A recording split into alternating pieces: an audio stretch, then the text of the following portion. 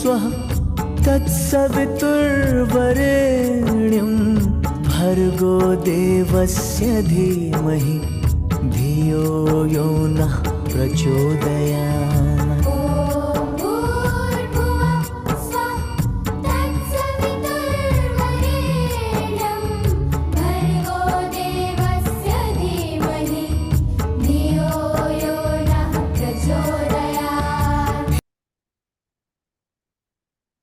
सभी को सादर प्रणाम। आज हमारी स्वाध्याय एवं चिंतन की कक्षा 763 है और आज का जो विषय है वो है प्रभुता पाई जाहि मद नाही। आज का विषय आदरणीय श्री विनय कक्कड़ जी एडवोकेट देंगे। मैं उनसे निवेदन करता हूं कि वो अपना उद्बोधन आरंभ करें। बहुत बहुत धन्यवाद। नमस्कार बंधुओं, एक बहुत लंबे समय बाद इस मंच से दोबारा प्रबोधन के लिए मैं आया हूं। जैसा कि परंपरा है, आइए एक बार गायत्री मंत्र करते हैं, फिर गुरु वंदना, उसके पश्चात एक थोड़ी छोटी सी प्रभु से प्रार्थना और फिर विषय। आइए कमर सीधी करें, गायत्री मंत्र मेरे साथ। ओम भूर्भुवः स्वाहा तत्सवितुर्वरेण्यं भर्गो देवस्य धीमहि धियो यो नः प्रचोदयात्। ओम गुरु ब्रह्मा गुरु विष्णु गुरुदेवो महेश्वरा गुरु साक्षात् परब्रह्म तस्मै श्री गुरुवे नमः। अखंडमंडलाकारं व्याप्तं येन चराचरं तत्पदं दर्शितं येन तस्मै श्री गुरुवे नमः। मातृवत् लालयते च पितृवत् मार्गदर्शिता नमो अस्तु गुरु सत्ताय श्रद्धा प्रज्ञायुता जय। ओम श्री गुरुदेवाय नमः। ओम श्री गुरुदेवाय नमः। ओम श्री गुरुदेवाय नमः। एक छोटी सी ईश्वर के चरणों में प्रार्थना समर्पित करते हैं, उसके बाद आज का विषय लेंगे। जय सूरज जय भुवन विभाकर, जय सूरज जय भुवन विभाकर, जय पूषा जय प्रखर प्रभाकर, जय पूषा जय प्रखर प्रभाकर, जय सूरज जय विभु विभाकर, जय पूषा जय प्रखर प्रभाकर, जय रविचंद्र जयति जय सतचित आनंद भूम जय जय, जय पावक रविचंद्र जयति जय सतचित आनंद भूम जय जय, सतचित आनंद भूम जय जय, जय जय विश्व रूप हरि जय, जय जय विश्व रूप हरि जय, हरे अखिलात्मन जय जय, हरे अखिलात्मन जय जय, जय विराट जय जगतपते, जय विराट जय जगतपते, रमापते जय गौरीपते, रमापते जय गौरीपते, जय सूरज जय भुवन विभाकर, जय पूषा जय प्रखर प्रभाकर। चरण कमल चरण कमल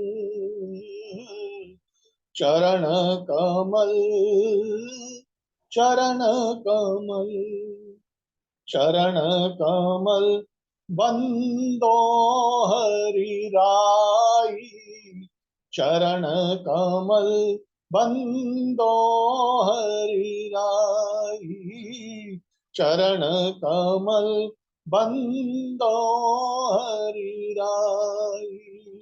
जाकी कृपा पंगु गिर लागे, अंधन को सब दिसराई, अंधन को सब दिसराई, चरण कमल बंदो हरि राई, चरण कमल बंदो हरि राई।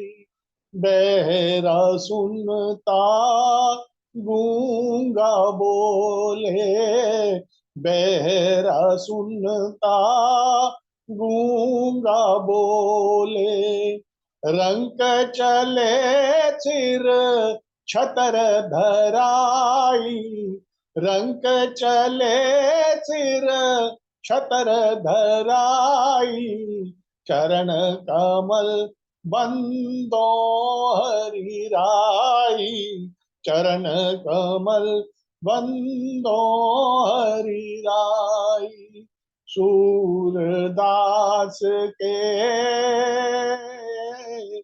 सूरदास के स्वामी करुणा में, सूरदास के स्वामी करुणा में, बार बार बंदों तो ही पाई, बार बार बंदों तो ही पाई, चरण कमल बंदो हरि राई, चरण कमल बंदो हरि राई।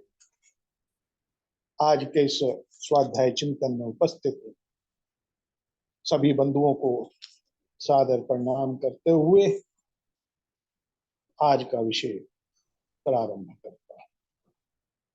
बंधुओं, आज का विषय है प्रभुता पाई जाहि मद नाही, प्रभुता पाई जाहि मद नाही। बालकांड रामचरितमानस का यह एक चौपाई बालकांड की है, जिसका एक अंश यह है, प्रभुता पाई जाहि मद नाही। आप सबको जो भी रामचरितमानस में रुचि रखते हैं या जिन्होंने रामचरितमानस को समय समय पर कभी भी पढ़ा होगा, बालकांड के उस कथा को वह सब जानते हैं कि कैसे दक्ष प्रजापति को जब ब्रह्मा जी ने प्रजापतियों का मुख्य प्रजापति बना दिया तो उसको जो है अभिमान हुआ, वो मद में चूर हो गया। और तब तुलसीदास जी ने ये कहा कि बड़ अधिकार दक्ष जब पावा, बड़ अधिकार दक्ष जब पावा, अति अभिमान हृदय तब आवा, अति अभिमान हृदय तब आवा।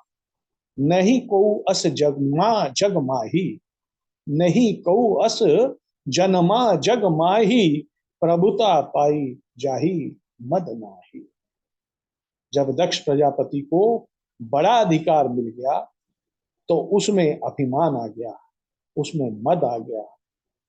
ऐसा कौन है इस सृष्टि में जिसको अधिकार मिलने से प्रभुता का यहाँ जो भाव लिया गया है वह अधिकार से लिया गया है। अधिकार मिलने से जिसको मद नहीं आता है। बंधुओं, वास्तव में हमें इस पर चिंतन करना ही चाहिए। इस चिंतन के दो आयाम हैं। पहला आयाम है अभिमान, मद, मत्सर, ये सब।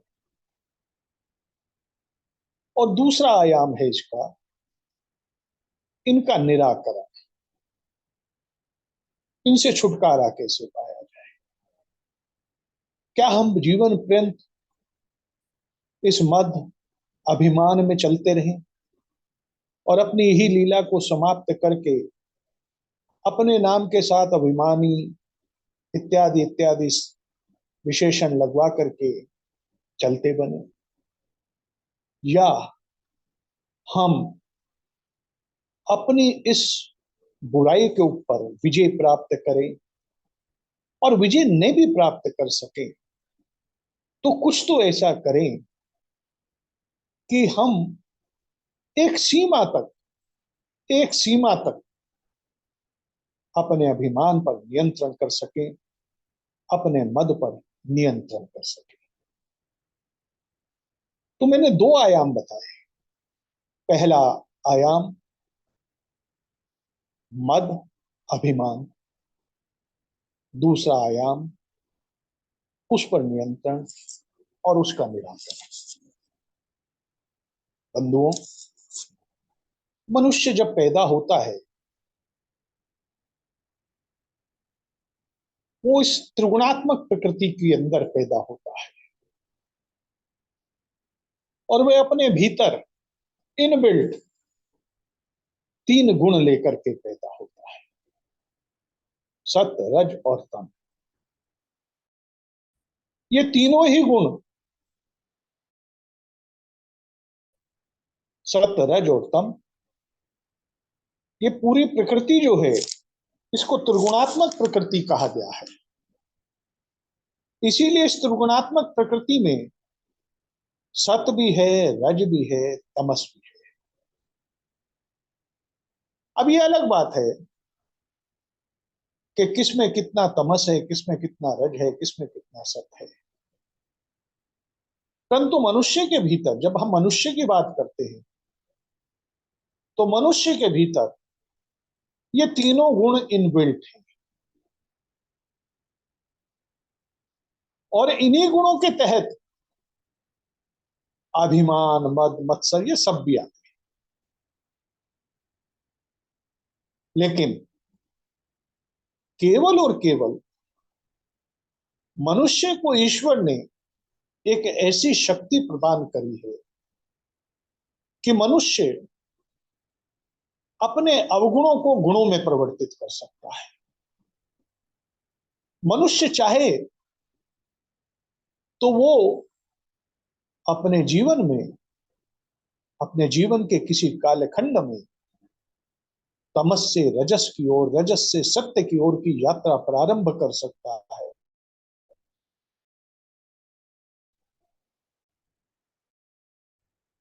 और उस यात्रा में वो कितना आगे तक जाता है, चाहे तो वह उस यात्रा को बिल्कुल सत्य की प्रकाष्ठा पर ले जा सकता है, चाहे तो वह पर ले जा सकता है, चाहे तो वह रजस पे जाकर के अटक सकता है, और कहीं कहीं तो जीवन पर्यंत तमस में, तामसिक लोग होते हैं।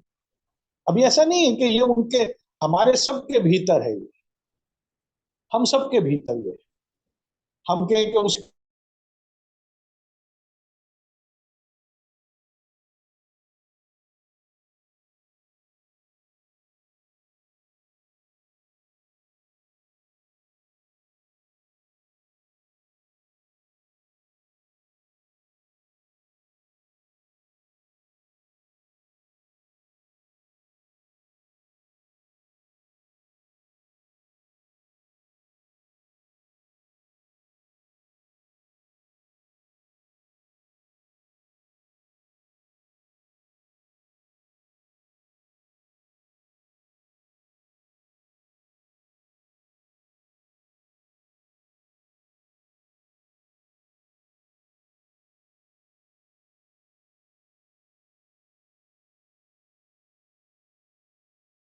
और वह उसका प्रयोग दूसरों पर करता है।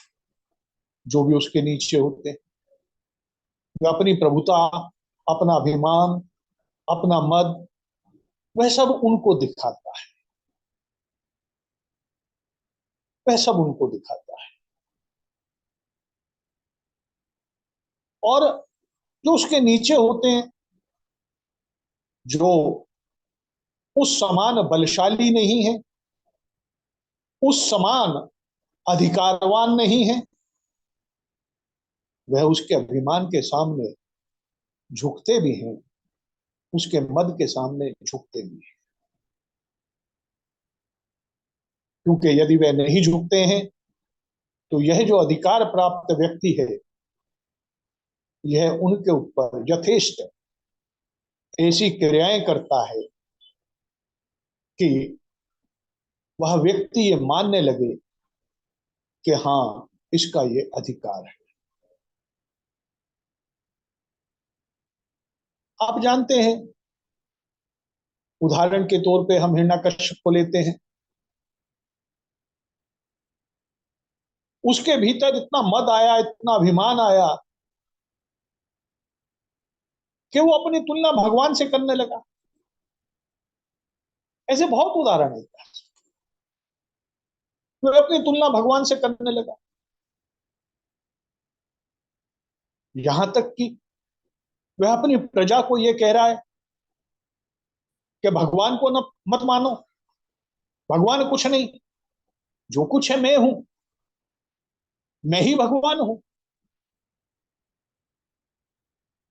नारायण को बिल्कुल नहीं पूछ सकते, ब्रह्मा को बिल्कुल नहीं पूछ सकते, मेरी पूजा करो।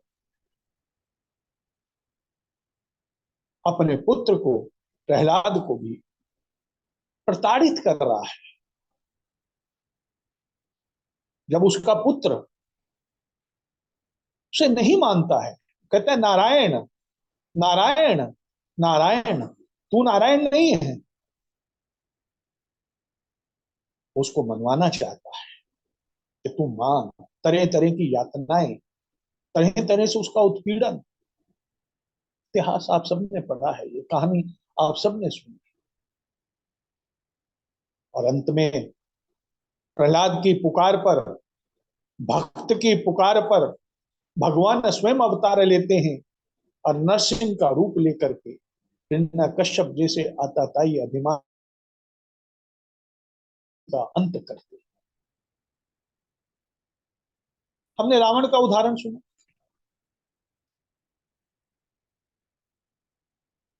वह भी अभिमान में चूर है,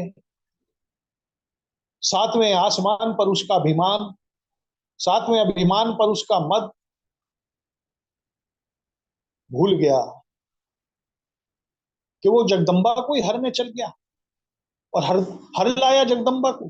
मालूम है उसको कि ये जगदम्बा है, मालूम है, वो जानता है, ऐसा नहीं है कि वो नहीं जानता, लेकिन वो फिर भी उसको हर के ले आया। सारे देव, सारे दक्ष, सारे ग्रह सब उसके बंदी खाने में पड़े, सबको डराता है, सबके ऊपर अत्याचार करता है, सबके ऊपर अनाचार उसका इतना बड़ा हुआ है, कोई सीमा नहीं है उसकी। परंतु कहा गया अति सर्वत्र वर्जते, एक अति हो जाने के पश्चात भगवान उसको अपने हाथ में लेते हैं ठीक करने के लिए। जब जब धर्म की हुई हानि, धर्म की जब जब हानि होती है, भगवान को आना पड़ता है, भगवान आकर के उस व्यवस्था को ठीक करते हैं। ऐसे अभिमानी, ऐसे मत से चूर व्यक्तियों को भगवान आकर के सृष्टि से विनाश करते हैं और पुनः धर्म की स्थापना करते हैं। रावण के साथ भी, रावण के साथ भी।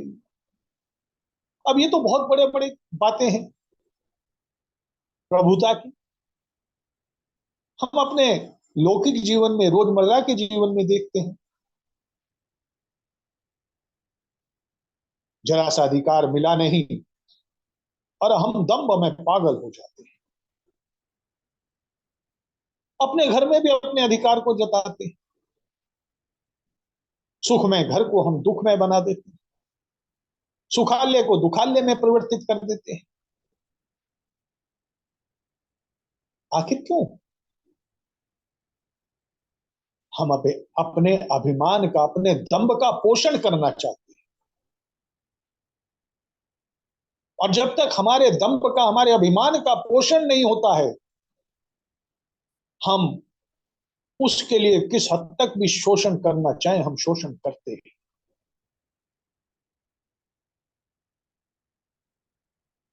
परंतु इस अभिमान की और इस मद की एक अनूठी बात है, आप इसका जितना पोषण करेंगे उतना बढ़ता चला जाएगा। ये कभी समाप्त नहीं होगा, कभी समाप्त नहीं। पोषण से तो कभी समाप्त नहीं हो सकता, पुष्टि से कभी समाप्त नहीं हो सकता, तुष्टि से कभी समाप्त नहीं हो सकता। आप इसकी तुष्टि जितनी मर्जी करते रहिए, इसको जितना मर्जी इसको खिलाते पिलाते रहिए, इसकी भूख कभी नहीं मिटेगी, इसकी भूख बढ़ती ही रहेगी। ये जान लीजिए, ये जान लीजिए। उसी के पोषण के दृष्टिकोण से हमारे हाथ से शोषण होने लग जाता है। जहां तहां हम निर्बल को सताने लगते हैं, अपने अपने जीवन पे हम दृष्टिपात करें। होता है, ऐसा हुआ भी होगा। बहुत विरले होते हैं, बहुत विरले होते हैं जो अधिकार पाकर के भी सहज और सरल बने रहते हैं, और वही महामानव होते हैं। अन्यथा जरा जरा से अधिकार पे हम फूल फूल कर कुप्पा हुए चले जाते हैं, और उस अधिकार की दुदुम्बी सब तरफ बजाते फिरते हैं। कोई उस दुदुम्बी को सुनना भी चाहे न सुनना चाहे, हम उसे सुनाना चाहते हैं। क्योंकि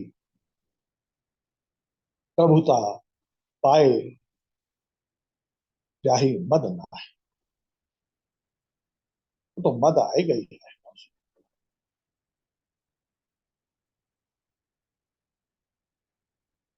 बंधुओं, विश्व की जितनी बुराइयां हैं, आप किसी भी बुराई को ले, सामाजिक बुराइयां जितनी भी हैं, वह सारी की सारी सामाजिक बुराइयां मनुष्य को बहुत ज्यादा अधिकार जब भी प्राप्त हुए हैं, तब उन बुराइयों को पनपाया गया है, और वह बुराई पोषित हुई है। उस बुराई को सिंहासन पर बिठाया गया है। कोई भी बुराई आती, जिस समय तक मनुष्य केवल और केवल शिकार करके अपना पेट भरता था, उस समय तक उसमें ये सब चीजें बहुत कम मात्रा में थी, बहुत कम मात्रा में।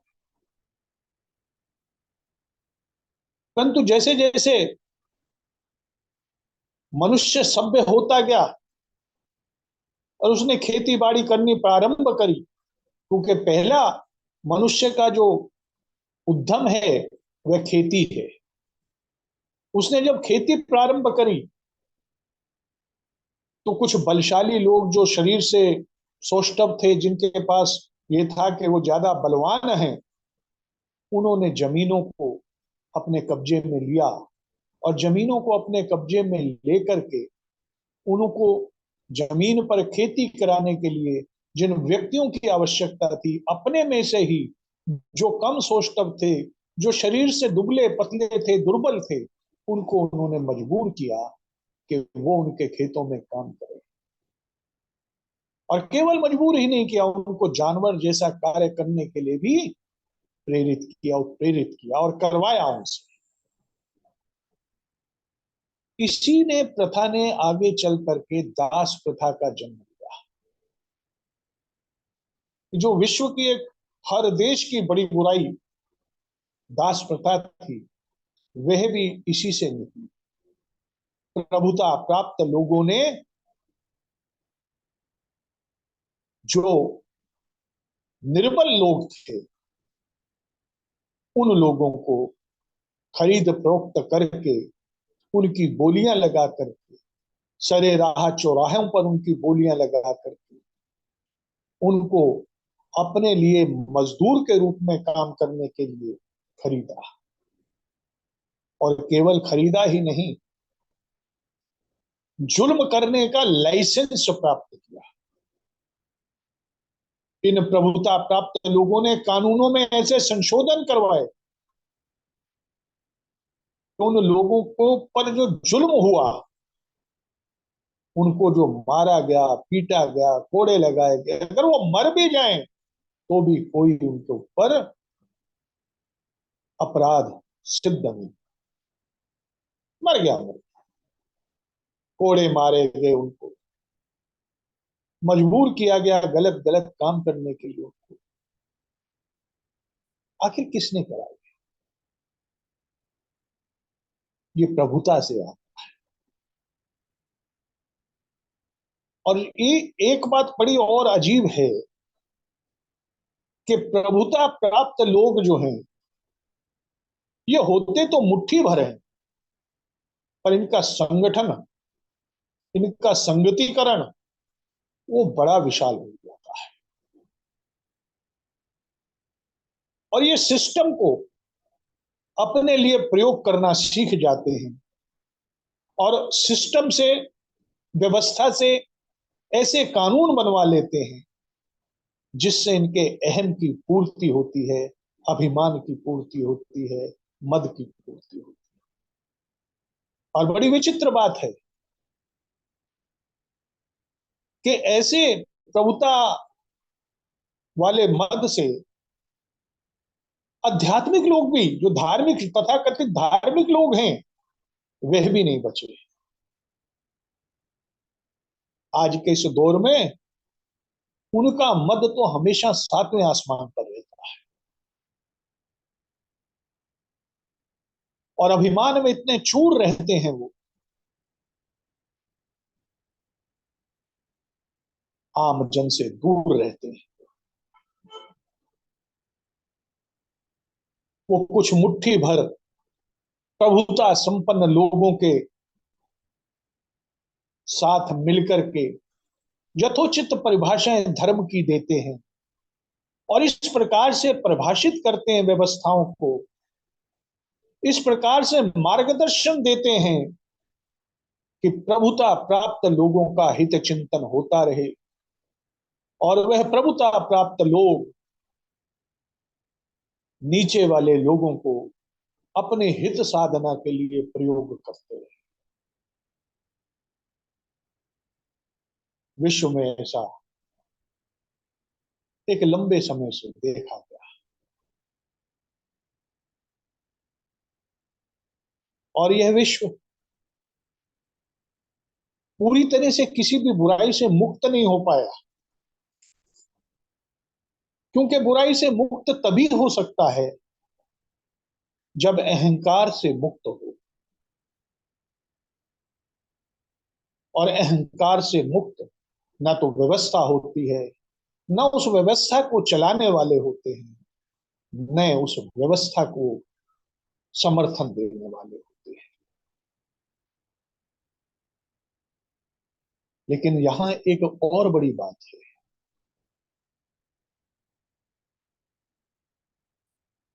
जिसके पास जितना अधिकार उतना बड़ा उसको अभिमान।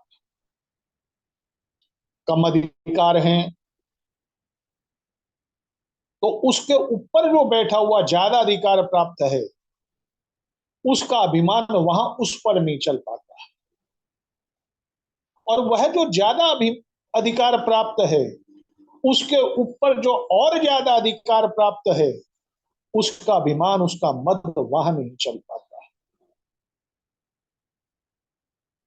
और जो सबसे ऊपर बैठा हुआ है वो महाअभिमानी, महाअधिकार प्राप्त होता है और वही अपने को भगवान भी समझने लग जाता है। तात्पर्य ये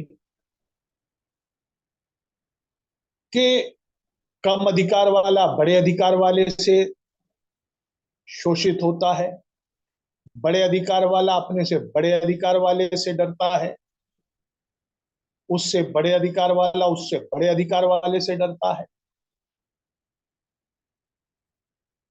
लेकिन एक वर्ग ऐसा होता है जिसे हम निर्बल, असहाय, शोषित कहते हैं, वो इन सब से डरता है। ये सब मिलकर के उस वर्ग का शोषण करते हैं और उस शोषण से इनकी प्रभुता प्रसन्न होती है, उस शोषण से इनकी प्रभुता पोषित होती है।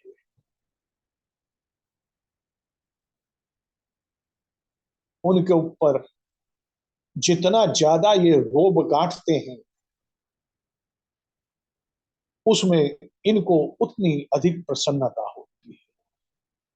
और मजे की बात यह है कि आज के इस दौर में ये जो अधिकार संपन्न लोग हैं, जो प्रभुता संपन्न लोग हैं, जो अभिमान मद मत्सर में चूर हैं,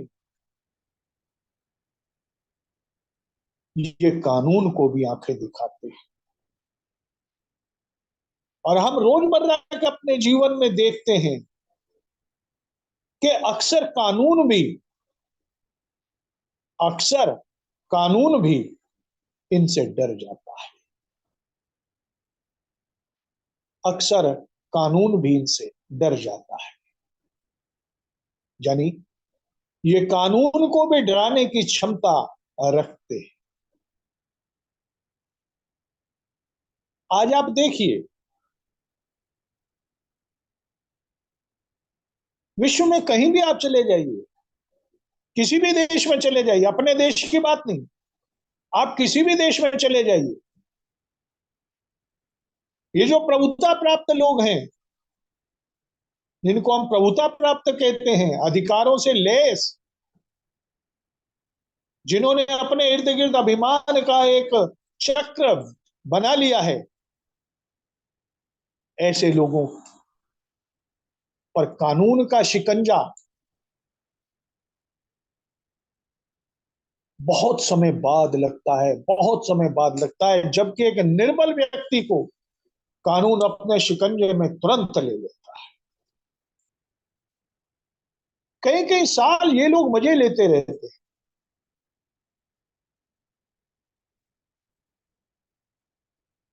निर्बल व्यक्ति जेलों में सड़ता रहता है।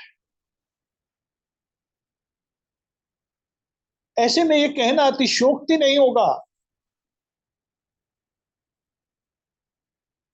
कि धरती पर राष्ट्रों में दो कानून काम करते।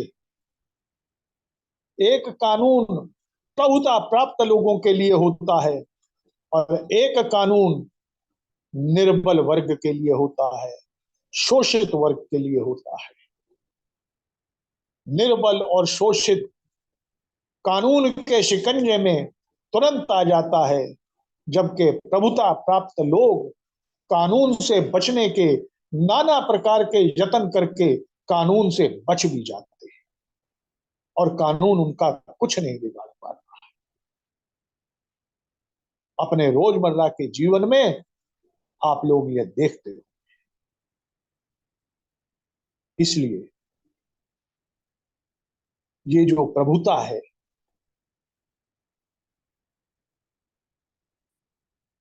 ये अभिमान की जननी है, ये मद की जननी है, दंभ की जननी है। और ऐसे लोग अभिमान से ग्रस्त, मद से ग्रस्त जीवन पर्यंत अपनी इस प्रभुता का पोषण करते हैं, उसका डंका बजाते रहते हैं।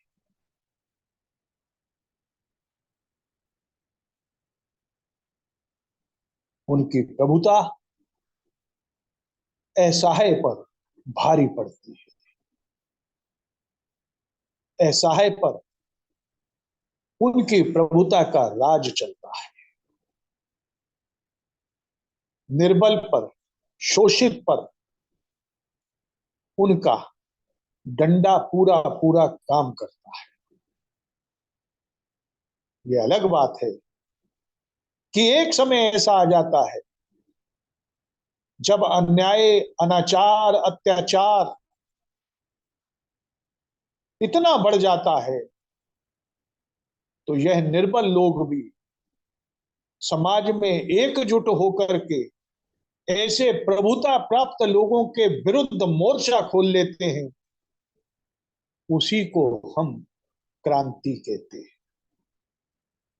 वो चाहे मजदूरों की क्रांति है, चाहे खेती वाले मजदूरों की क्रांति है, चाहे कल कारखाने वाले मजदूरों की क्रांति है, दबे हुए शोषित लोगों की सड़क पर उतर के जन क्रांति का आह्वान करने का दौर है, उस सब को हम क्रांति कहते हैं।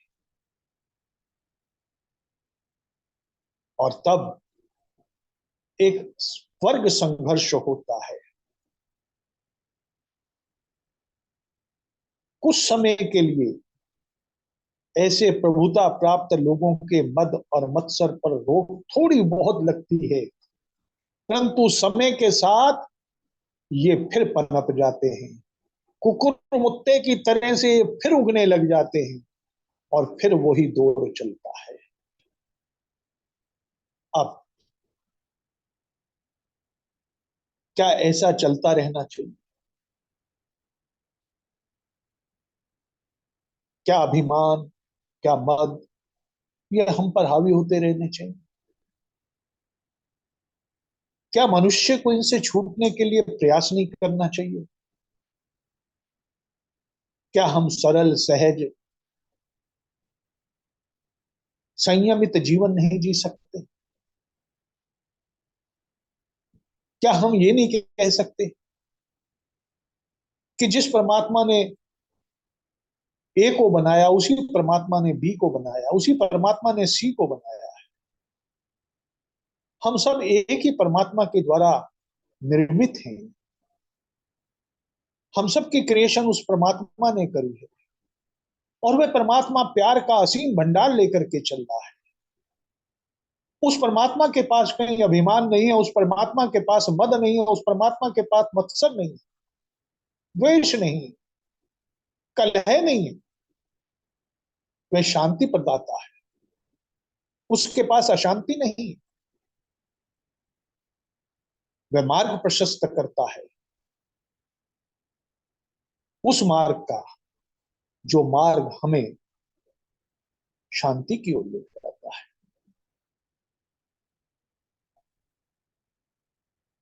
क्या हम उस परमात्मा का स्मरण करते हुए, जब हम उस परमात्मा की संतान हैं, तो उसके जैसे होते हुए कुछ हद तक उसके जैसा बनने का प्रयास नहीं कर सकते?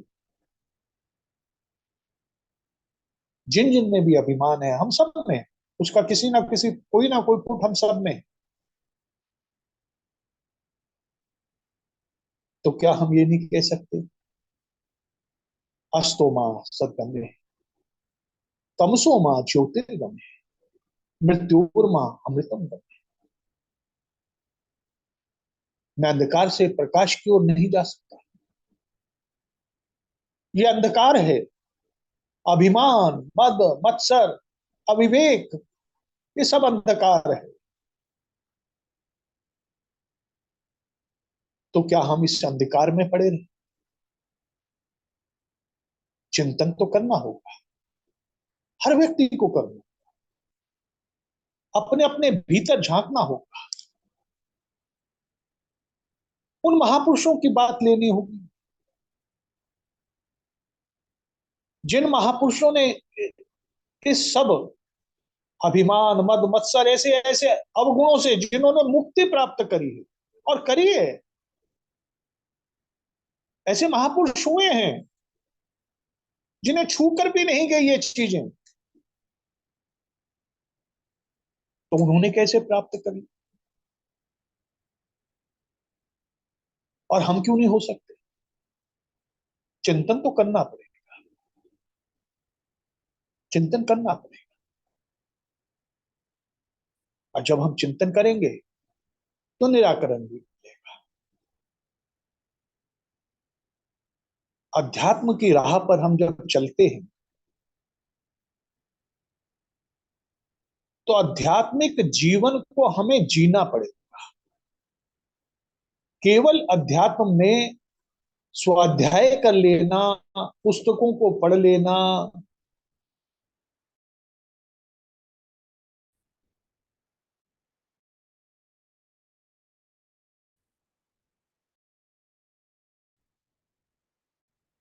काफी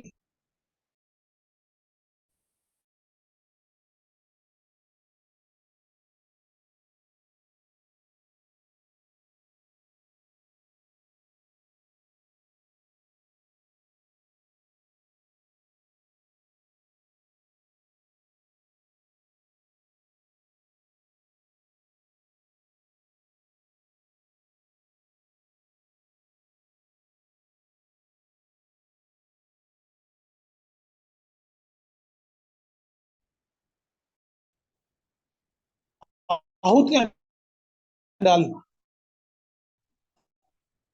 हो गया ये? नहीं। यदि आप यज्ञ करते हैं तो जिस देवता के लिए आहुति डालना, उस देवता को अपने, उस देवता के गुणों को अपने भीतर लेकर के प्रयास करना। मैं गायत्री माता के लिए आहुति डाल रहा हूं, गायत्री माता के गुण मेरे भीतर आए। ओम पंचवक्ताय विद्महे महाकालाय धीमहि तन्नः रुद्र प्रचोदयात्। भगवान महादेव के लिए आहुति डाल रहा हूं, भगवान महादेव के गुण मेरे भीतर आए। वास्तविक देव पूजन यही होता है, अपने भीतर में उन गुणों को लेकर के। और यजन का तीसरा अर्थ है दान। और इस दान में क्या है? अपनी बुराइयों को समाप्त करना, अपने अभिमान से मुक्ति लेना, अपने मद से मुक्ति प्राप्त करना। बंधुओं, हम यज्ञ आहुति के पश्चात किसी भी मंत्र की आहुति यज्ञ में करते हैं, इदम न मम की बात करते हैं। यह मेरा नहीं है, यह मेरा नहीं है, यह उस परम पिता परमात्मा का है। हे प्रभु, तेरा दिया हुआ तुझे अर्पित कर रहा हूं, मेरा मुझ में कुछ नहीं, जो कुछ है सो तेरा, तेरा तुझको सौंप दूं, और क्या लागे है मेरे? मैं तेरा दिया हुआ ही तुझे अर्पण कर रहा हूं। इदन नमम, जब हम इदन नमम कहते हैं, श्रद्धा से हमारा सिर झुकता है, हमारे भीतर एक भाव आता है, अरे मैं व्यर्थ में इसके लिए मैं व्यर्थ में अभिमान कर रहा था, अरे ये मेरा है कहां? तो जो कुछ भी उस परमात्मा का दिया हुआ है, सब उस परमात्मा का दिया हुआ है, तो मैं किस बात का अभिमान करता हूं? मैं क्यों अभिमान करूं? मैं अभिमान नहीं करूंगा। इसलिए भागवत गीता के चौथे अध्याय का 24वां श्लोक, ब्रह्मणा अर्पणम ब्रह्म, ब्रह्म हवि ब्रह्म अग्नो ब्रह्मणाहुतम, ब्रह्मेव तेन गंतव्यम ब्रह्म क्रम समाधि। यह अर्पण भी ब्रह्म है, हवि भी ब्रह्म है, और ब्रह्म रूप कर्ता द्वारा ब्रह्म रूप अग्नि में आहुति देने की जो क्रिया है वह भी ब्रह्म है। और ऐसे यज्ञ को करने वाले मनुष्य को जो फल प्राप्ति है वह भी ब्रह्म है। जब हम इस भाव से अपने जीवन को जीने लगते हैं तो आप देखिएगा, वो अभिमान है धीरे धीरे धीरे धीरे नीचे आने लगता है। याद रखिएगा, या तो इस अभिमान को स्वयं समाप्त कर लीजिए, अच्छा रहेगा, अभिमान स्वयं समाप्त कर लीजिए, इस मद को स्वयं समाप्त कर लीजिए, अपनी प्रभुता का अभिमान करना निरर्थक है, इस तत्व को समझ लीजिए। नहीं मित्रों, ये याद रखिएगा, एक दिन ऐसा आएगा, एक दिन ऐसा आएगा और जरूर आएगा, जब वह परमात्मा स्वयं स्वयं उस अभिमान पर कुठाराघात करेगा, स्वयं उस मद पर अपना हथौड़ा चलाएगा। वह बहुत कष्टप्रद होगा। और जिस चीज को हम स्वयं ठीक कर लेंगे, समय रहते यथेष्ट प्रयासों के साथ हम स्वयं ठीक कर लेंगे, वहां कष्ट कम होगा। और हम अपने से ही सुधार करें, ना देखूं किसी और को, ना दाएं ना बाएं, स्वयं को देखूं बस, स्वयं को जानूं बस, स्वयं का उद्धार करूं बस। मेरे हाथ में इतना ही, मैंने स्वयं का उद्धार कर लिया, मैंने स्वयं को जान लिया, मैं स्वयं में सुधार ले आया। मेरी यज्ञ जो है वह सफल हो गया,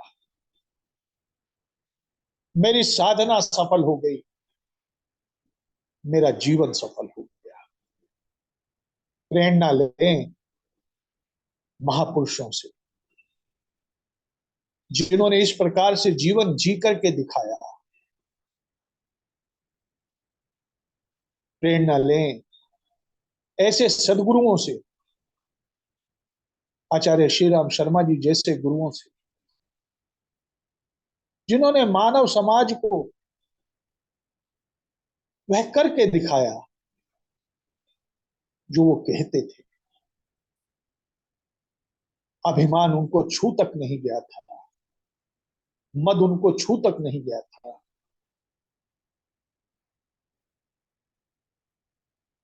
और विलक्षण सोच और विलक्षण कर्म उनकी जीवन साधना में इस प्रकार से समाहित थे कि लाखों लाखों लोगों के लिए मार्ग प्रशस्त करते चले गए, मार्ग प्रशस्त करते चले गए। तो मित्रों, समाधान हमारे हाथ में, हमें ही इसका समाधान करना, हमें ही ये समाधान खोजना है। हमारे सामने दो ही रास्ते हैं, और कोई रास्ता नहीं। हम जीवन पर्यंत अभिमान में, मद में फूले चले जाएं, और तब तक फूले चले जाएं जब तक ईश्वर का हथौड़ा हमारे उस अभिमान, उस मद को, उस मत्सर को चूर ना कर दे, और या हम स्वयं अपने को सही कर ले, स्वयं अपने भीतर सुधार ले आए। इंसान का इंसान से हो भाईचारा, हम इस भावना में आ गए। वो भी उसी परमात्मा की संतान, मैं भी उसी परमात्मा की संतान। आत्म संयम, आत्म ज्ञान और आत्म बल, इन तीनों को अपने जीवन में समावेशित करते हुए हम अपने जीवन को सुधार की ओर लेकर चले। हमारा अथक प्रयास इस तरफ होना चाहिए, ना कि हम प्रभुता के मद में, प्रभुता के नशे में अपने जीवन को बर्बाद करते चले। याद करिएगा, ये क्षण भंगुर है, क्षण भंगुर। एक ना एक दिन, एक ना एक दिन वो जो बड़े बड़े जिलाधीश होते हैं, बड़े बड़े अधिकार प्राप्त व्यक्ति होते हैं, वह भी अधिकारों से महरूम हो जाते हैं, उस प्रभुता से महरूम हो जाते हैं। और फिर उनके पास लेकिन तब समय नहीं होता है अपने सुधार का, चिंतन का समय नहीं रहता है।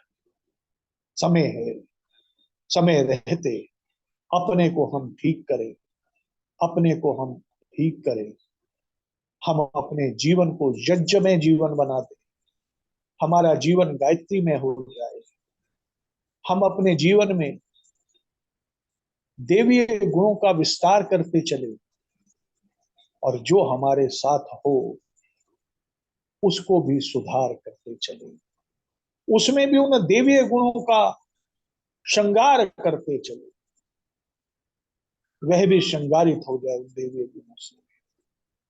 यही हमारी साधना हो, हम अपने से चालू करें। अति सवत्त वर्जते, सब बात को याद रखिएगा। जब जब अति होगी कुछ ना कुछ उल्लेखनीय होगा अवश्य, इसलिए अति से बचते चले, अति से बचते चले, अति से बचते चले। ये बात कहकर अपनी वाणी को विराम दूंगा, कल्याण मंत्र अवश्य कहूंगा। सर्वे भवन्तु सुखिना, सर्वे सन्तु निरामया, सर्वे भद्राणि पश्यन्तु मा कष्ट दुख भाग्। यदि मैंने कोई गलती कर दी हो, आपसे हाथ जोड़कर क्षमा मांगता हूं।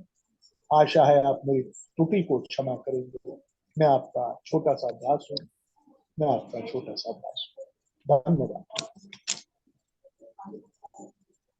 धन्यवाद आदरणीय वेणुगोपाल जी। आज काफी समय बाद आपने टॉपिक लिया, प्रभुता पाई जाहि मत नाही, रामायण के ये आपने लिया। और सभी लोग अनम्यूट हैं, किसी को कुछ पूछना हो तो पूछ सकते हैं आदरणीय वेणुगोपाल से। फिर बाद में दो शब्द हमारे आदरणीय जी शिव साहब बताएंगे, बोलेंगे। विनय जी, आपने टॉपिक तो बड़ा ज्वलंत लिया, परंतु आज के समय में जैसे कहते हैं ना कि लोगों के जो है विचार, उनके खरीदने के बाद अलग होते हैं, बेचने के बाद अलग होते हैं। दोहरा चीज कहीं ना कहीं उनको दिक्कत करता है, मतलब। आप बिल्कुल ठीक कह रहे हैं। हाँ, आप बिल्कुल ठीक कह रहे हैं। मैंने यही तो कहा कि अधिकांशतः जो हो रहा है वह तो यही है जो आप कह रहे हैं, परंतु निराकरण भी तो हम ही लोगों को करना है, पर बस और उस निराकरण के लिए नहीं चाहिए।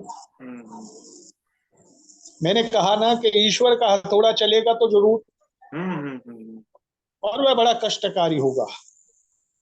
हमने अपने जीवन में भी देखा है, तो इसलिए समय रहते सुधर जाए।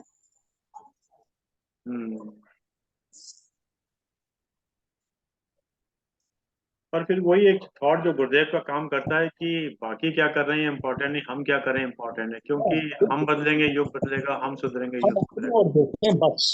मैंने कहा हम अपनी ओर देखें, अपने को जाने बस, क्योंकि अपने को समझें बस। क्योंकि हमारा बस और पे नहीं चलता, सबसे पहले हम पे अपने पे चलता है। तो छेनी हाँ, हथौड़ी सबसे पहले हमें अपने पे लगानी चाहिए ना।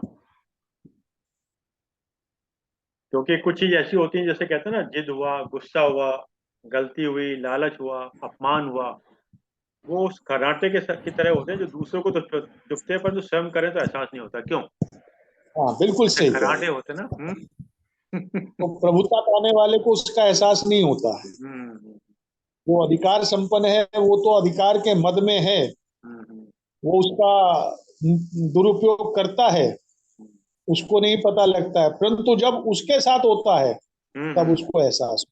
इसीलिए मैंने कहा ना कि हर अधिकार वाले के पास एक और बड़ा अधिकार वाला बैठा हुआ, उसके ऊपर एक बड़ा अधिकार वाला बैठा हुआ है।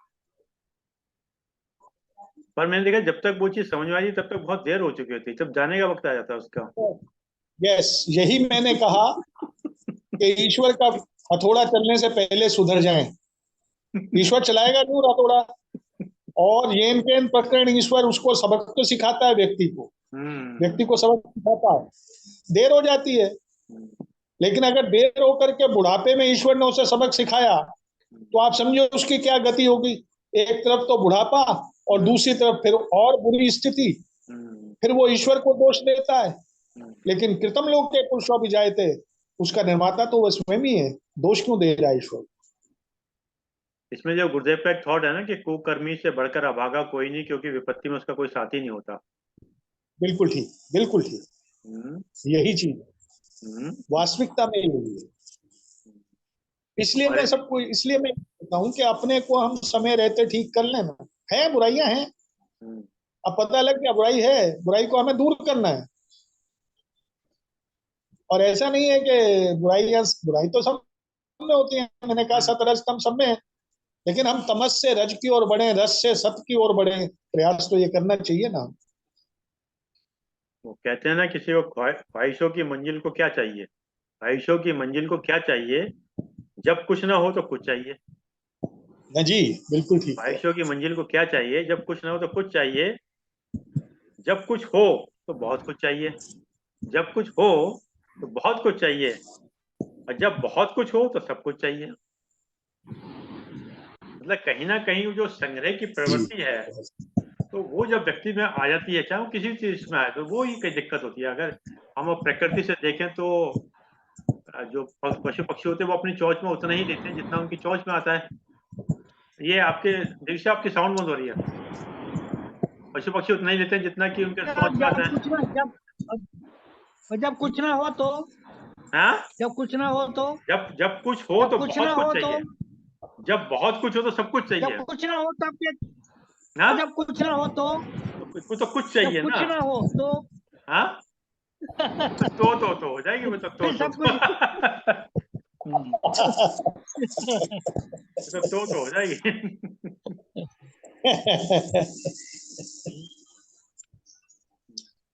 खैर बहरहाल बहुत सुंदर, बड़ा अच्छी तरीके से आपने एक नया विषय लिया, और हमेशा आप कोई ना कोई ज्वलंत विषय लेते हैं। तो आदरणीय, अब हमारे बीच में आज पहली बार शिव शंकर चतुर्वेदी साहब आए, उनका भी स्वागत है। उन्होंने अपना वीडियो ऑफ कर रखा, कोई बात नहीं। तो आदरणीय देवीशी साहब, तो सब आदरणीय विनय कक्कड़ जी के लिए। कक्कड़ जी, बात ये आती है कि जैसे आपने शुरू में बीच में भी त्रिगुण की बात की थी, लास्ट में भी अरविंद जी के प्रश्न पे त्रिगुण की बात कर ली। अंत में आपने जो गुणातीत होता है उसी के मुताबिक ही कर्म करता है। बात यह है कि आप में तीनों गुण कैसे हैं, संस्कार पिछले संस्कारों से है। इस जन्म में सुधार हो सकता है, सुधार कैसे हो सकता है? तो सत्संगति से हो सकता है, तो स्वाध्याय से हो। तो ये एक बड़ा, किसी को दोष तो है ही नहीं, लेकिन जो हम कर रहे हैं और जो भुगत रहे हैं, ये सारा हमारा किया कर रहा है, ये किसी का नहीं है। सब कर्म फल हमारा अपना है। तो उसको सुधारने के लिए ये मनुष्य जीवन मिला है, थोड़ा सुधार कर सकते हो। एक पिछले जन्म का तो हमने भुगतना ही, उसको तो वो फल तो जा नहीं सकता कहीं। और 90 मेरा, जो मैंने स्वाध्याय भी किया है, जो मेरा अनुभव भी है, और जहाँ तक सब कुछ पढ़ने सुनने के बाद यह है कि 90-95% जो इस संसार में, इस जीवन में हमारा हो रहा है, ये सब पिछले कर्मों का फल हो रहा है। इस कर्मों का फल तो इतना जो जड़ जड़ रूप में हो जाता है, तो उसी का भुगत लेते हैं। जैसे आज रात को खाया, सुबह पेट खराब हो गया, तो मतलब कि उस तरह।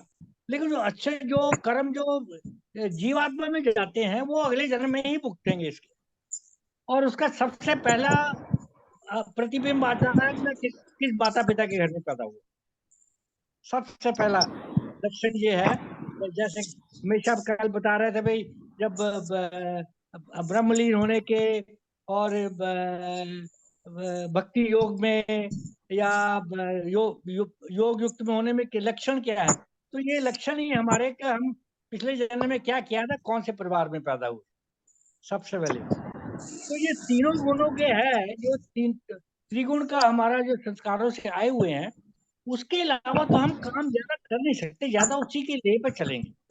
इस जन्म में सत्संगति, जैसे आप हमारी सत्संगति चल रही है, इसमें जरूर सबका प्रभाव होता है, माता पिता का प्रभाव होता है, लेकिन माता का पिता का प्रभाव हमारे पिछले जन्मों से ही मिला है, संस्कार वहीं से मिलेंगे। तो जो भी है उसके एक्सेप्ट करते जाओ, अच्छे गायत्री मंत्र का करते जाओ, प्रभु को प्रार्थना करते जाओ, अपने सद्भाव लेते जाओ, अपना रिस्पॉन्स जिम्मेवारी करते जाओ। और प्रतिभा वाली बात है ये भी, अब किस में नहीं होती। अब ये देखिए, राजे महाराजों में ही उन राजे महाराजों में प्रतिभा का मद नहीं आया जिसके गुरु अच्छे थे। चाहे वे चाणक्य कर लो, चाहे राम के वश में कर लो, वे वशिष्ठ जी थे, ऐसे बहुत इतिहास में मिलते हैं जिसके गुरुजन अच्छे थे, वो प्रतिभा के मद में नहीं आए। बाकी बड़े बड़े राजा जिसके अब राजगुरु अच्छे नहीं थे, वो मद में आ गए। तो सत्संगति हुई, गुरुजन हुआ, इनका सब मिलता रहे, हमें आशीर्वाद मिलता रहे, ये हमारा सौभाग्य हो, ये सब होता रहे, तो हम वो प्रतिभा के मध्य नहीं आएंगे और जीवन सफल करेंगे। आप बिल्कुल अनूठा सा आप सब्जेक्ट लेते हैं और आप विचाराधीन रहते हैं। आपके विचार तो एक अलग कसौटी के हैं। तो बहुत बहुत धन्यवाद आपका। हम भी भाग्यशाली हैं, आपके विचार कोई ऐसे विचार सुनने में आते हैं, नॉर्मली नहीं है, लेकिन ये सब ग्रंथों का, सब सज्जनों का ये एक बड़ा नॉर्मल एक सब्जेक्ट है जो व्यवहारिक है, बहुत व्यवहारिक है, प्रत्येक जीवन में भी आता है। हम अपने नीचे सर्वेंट्स को डांट देते हैं, अपने मन में डाल देते हैं, मैं तो ये हूँ, तू कौन होता है। छोटी सी बात है, तो ये छोटी सी बात से लेके बड़े बात तक आ जाती है। लेकिन अपना ये दर्पण हम रोज सुबह शाम अपनी हर बात में देख सकते हैं और बात में अपने को करेक्ट भी कर सकते हैं। जैसे अब परसों चौथ भी हमारी वही बात होती थी, अरविंद जी से कई बार प्रश्न पूछते हैं प्रवचन के बाद, तो मैंने कहा ये तो जन्मों जन्मों से ये थोड़ा सा इम्प्रूवमेंट होता जाएगा, जन्म जन्म लगेंगे वहां तक पहुंचे, करते जाओ, इम्प्रूवमेंट करते जाओ, जितना कर सकते हो करते जाओ, करते जाओ, करते जाओ। तो आशीर्वाद देते रहिए आप, शुभकामनाएं देते रहिए हम लोगों को, है। बहुत बहुत धन्यवाद आपका। एक क्वेश्चन रह गया जो विनय जी, जो आदरणीय देव ऋषि साहब ने बोला कि कुछ आत्माएं जो जन्म लेती है, तो हमने कहीं पढ़ा था कि काफी आत्माएं जो हैं वो वेटिंग लिस्ट में होती है। वेटिंग लिस्ट मीन्स वो देखती है कि ये आत्माएं किन परिवार में जाएं, क्योंकि परमात्मा ईश्वर भी जो है उन आत्माओं को अप्रोप्रिएट जगह भेजता है। जैसा भी आप कहते हैं ना कि जरूरी नहीं है कि किसका जन्म किस में हुआ, क्योंकि हमारे में तो नहीं है, क्योंकि परमात्मा ने जैसे कहते हैं ना कि दो चीजें अपने हाथ में रखी हुई है, जन्म और मृत्यु। बल्कि एक बड़े मजाक में कैसे कहते हैं कि जन्म और मृत्यु तो बगैर कहते हैं बगैर मुहूर्त के होते हैं, और आदमी दोनों वक्त में मुहूर्त ढूंढता रहता है, जन्म के और मृत्यु के बीच में। हाँ, मतलब दोनों चीजें बगैर मुहूर्त के हो रही हैं, पर बीच के समय में आत्मा मुहूर्त ढूंढता है। ठीक है, उसका अपना औचित्य में उस पर नहीं जा रहा, परंतु जो आत्माएं हैं, ईश्वर चाहता है कि अगर किसी आत्मा को कष्ट भोगना है तो वो कहीं ना कहीं ऐसे परिवार को ढूंढती हैं जो व्यक्ति उसकी अच्छी तरह से परवरिश कर सकता है। मैं तो ये मानता हूँ, बिल्कुल कॉस्मिक की कैलकुलेशन है अरविंद जी, कॉस्मिक कैलकुलेशन है, जो किसी के बस का नहीं है। वो अपने फिक्स हो जाती, वही जाएगी वो। एक ऐसा ये कर्म फल का कैलकुलेशन ऐसी है, ये प्रकृति के नियम है जो किसी की समझ में नहीं आ सकते, नहीं आ सकते। क्योंकि मुझे ये बिल्कुल वैसे ही है कि बारिश कहाँ होनी है ये किसी के बस में नहीं है। कहाँ ज्यादा प्रेशर दबाव पड़ा गर्मी का, कहाँ से वैसे वो हवा चलेगी, कहाँ जाएगी, उसी तरह ही वो साइंटिफिक है। ये कोई किसी के ये नहीं मेरी इच्छा हो गई तो मैं वहां पैदा हो जाऊंगा, ये टोटली साइंटिफिक है। कॉस्मिक लॉज हैं जो बदल नहीं, कृष्ण ने 50 बार बोला, इसको कोई नहीं बदल सकता, मैं भी नहीं बदल सकता, कोई नहीं बदल सकता। हाँ, तो अरविंद जी बिल्कुल सही, आपने बिल्कुल बहुत अच्छा प्रश्न पूछा और उसका जवाब भी यही है, बिल्कुल सही है। वो आत्मा के कर्म फल कौन से परिवार में ले जाएंगे, बिल्कुल जो होगा उसके तुल्य होगा, वही जाएगी, बिल्कुल वही जाएगी। तो विनय जी, मुझे एक चीज ध्यान आ रही है, किसी विद्वान व्यक्ति ने, जो मेरे मित्र भी थे, मैं नाम नहीं कोट करना चाहूंगा, कि वो किसी हाई प्रोफाइल व्यक्ति के जब घर में पहुंचे, ड्राइंग रूम में बैठे, तो उसने अपने बच्चे को कहीं ना कहीं छिपा के, मतलब पीछे रखा, मतलब कि उसको नहीं चाहते थे कि वो सबके सामने आए, परंतु वो उस विद्वान व्यक्ति ने समझ गए कि वो किसी बच्चे को आने नहीं दे रहे हैं। तो उन्होंने पूछा, भाई सब बुलाओ अपना, तो बुलाया तो उसको आ गया, मतलब वो डम या डीप था। तो उन्होंने उस व्यक्ति ने, विद्वान व्यक्ति ने उस हाई प्रोफाइल व्यक्ति से बोले कि देखो भाई, ये जो आत्मा है ये तुम्हारी यहाँ स्पेसिफिक रूप से आई हुई है, क्योंकि तुम इसका लालन पालन कर सकते हो। तो कहाँ उस व्यक्ति का फिर उसके प्रति अप्रोच बदल गया, बोले ये आई ही इस वजह से क्योंकि तुम इसका श्रेष्ठ कर सकते हो, जब श्रेष्ठ कर सकते हो तो इस वजह से परमात्मा ने तुम्हें यहाँ भेजा है, मतलब तो उस व्यक्ति इसी के लिए ही इसी परिवार में ही जन्म लेने के हाँ। लिए आपकी क्वालिफिकेशन है और कोई जॉब नहीं मिल सकता। तो उस विद्वान व्यक्ति ने जब इसे बताया तो उस हाई प्रोफाइल व्यक्ति का एकदम टर्निंग पॉइंट हो गया आने की। फिर तो उसने वो चीज सोच ली ना, वो तो बोले देखिए ये तो अपना वक्त लेके जाएगी आत्मा, अब तुम कितनी इसकी सेवा कर सकते हो ये तुम पे डिपेंड करता है। क्यों? हाँ बिल्कुल सब आप हमसे क्यों मिले हैं बताइए, हम और किसी से क्यों नहीं मिले, हमारा संबंध क्यों नहीं हुआ बताइए, कितने लोग मिलते हैं? ये भी ये बिल्कुल सब है, बिल्कुल ये सब कर्म फल है सब रिश्ते सब, हाँ सब लेना देना है सब। अब हमारे देखिए ना, लेना- हमारे शेखरी साहब अचानक आए हैं, ये क्यों आए? ये भी कोई कर्मफल का सिद्धांत है। हाँ, हाँ, बिल्कुल बिल्कुल ये अमृतसर से यहाँ आए हुए बिल्कुल, बैठे हैं। बिल्कुल अगर किसी के पास वो कैलकुलेशन है तो 2 मिनट में बता देगा हमें फलाने फलाने जन्म में शेखरी साहब हम लोग के साथ एक किसका क्या क्या हाँ। संबंध। हाँ बिल्कुल बिल्कुल ये सब प्रभु की कृपा है जी, सत्संगति मिलती होती है तो प्रभु की कृपा से सत्संगत मिलता है और हमको इम्प्रूवमेंट मिल जाती है। बिल्कुल बिल्कुल। चलिए बहुत बहुत धन्यवाद अर्जनी देवी सर, बहुत बहुत धन्यवाद अर्जनी विनय करता हूँ, आपने समय निकाल के समय दिया। और जैसा कि एक विचार के साथ और 3 बार ओम के साथ अपनी बात समाप्त करते हैं। आज का विचार, आज का विचार बड़ा गहरा और बड़ा विशेष है। ठीक उसी खाली लिफाफे की तरह, ठीक उसी खाली लिफाफे की तरह होते हैं कुछ रिश्ते। ठीक उसी खाली लिफाफे की तरह कुछ होते हैं रिश्ते जिनके भीतर कुछ भी नहीं होता, जिनके भीतर कुछ भी नहीं होता और हम उन्हें संभाल कर रखते हैं। वाह वाह वाह वाह। उनके भीतर कुछ नहीं होता, हम उन्हें संभाल के रखते हैं। ऐसा तो देवी साहब ने कोई समझ नहीं पाया क्या? चलिए ठीक उसी खाली लिफाफे की तरह होते हैं कुछ रिश्ते जिनके भीतर कुछ भी नहीं होता और हम उन्हें संभाल कर रखते हैं।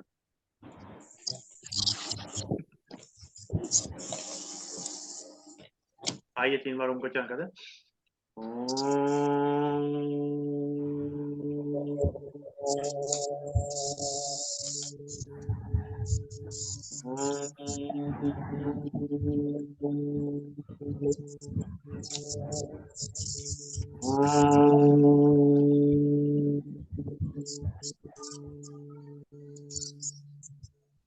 शांति शांति शांति।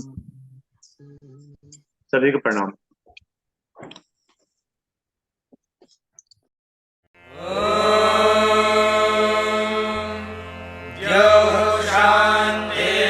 शान्तिरन्तरिक्षं शान्तिः पृथिवी शान्तिरापः शान्तिरोषधयः शान्तिः वनस्पतयः शान्तिर्विश्वे देवाः शान्तिर्ब्रह्म शान्तिः सर्वं शान्तिः शान्तिरेव शान्तिः।